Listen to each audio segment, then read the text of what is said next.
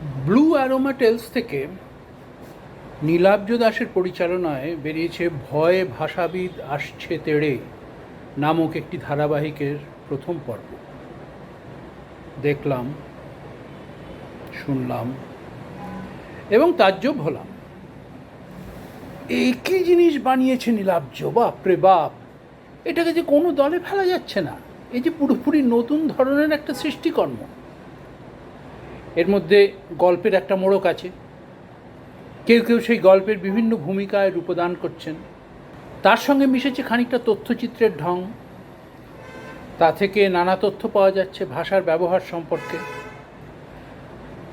আর এরপরে আছে এই সব ব্যবহার সম্পর্কে ভাষাবিদদের বক্তব্য। এই ভাষাবিদরা কিন্তু বানানো গল্পের চরিত্র নন, তারা সবাই রূপদান করেছেন নিজের নিজের ভূমিকায়। তাদের মন্তব্যগুলো খানিকটা প্রবন্ধগোত্রীয়। আশ্চর্য রসায়নে এই সব কিছু মিলিয়েছে নীলাব্জ।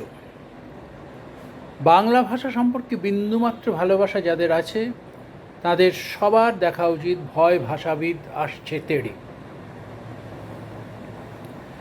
আমি অবশ্য আগে থেকে এই কাজটি সম্পর্কে খানিকটা জানতাম, কেননা নীলাব্জ আমাকে একদা অনেকগুলো প্রশ্ন করেছিল এবং আমি যে উত্তরগুলো দিয়েছিলাম সেগুলো রেকর্ড করেছিল। কিন্তু সেগুলো কী কাজে কিভাবে ব্যবহৃত হবে সে সম্পর্কে কিছুই জানতাম না। এখন ব্যাপারটার পূর্ণাঙ্গ রূপ দেখে মুগ্ধ এবং চমৎকৃত হলাম। পরের পর্বগুলোর জন্য সাগ্রহে অপেক্ষা করব। আমার একটু ছোট্ট অনুযোগও আছে, সেটি এই অনুষ্ঠানটির নাম সম্পর্কে। ভাষাবিদ হিসেবে যাদের দেখানো হয়েছে তারা কেউই তেড়ে আসেননি, আসার কথাও নয়। অনেকেই মনে করেন দাঁত ভাঙা নিয়মকানুন প্রবর্তন করে শিক্ষার্থীদের বিপদে ফেলাই হলো ভাষাবিদের প্রধান কাজ। এটা একেবারেই ঠিক নয়। ভাষা কিভাবে কাজ করে, মানুষ কিভাবে কথার মাধ্যমে নিজের ভাব প্রকাশ করে, সেটা বোঝাটাই ভাষাবিদের কাজ। ভাষাবিদরা মারমুখী হবেন কেন?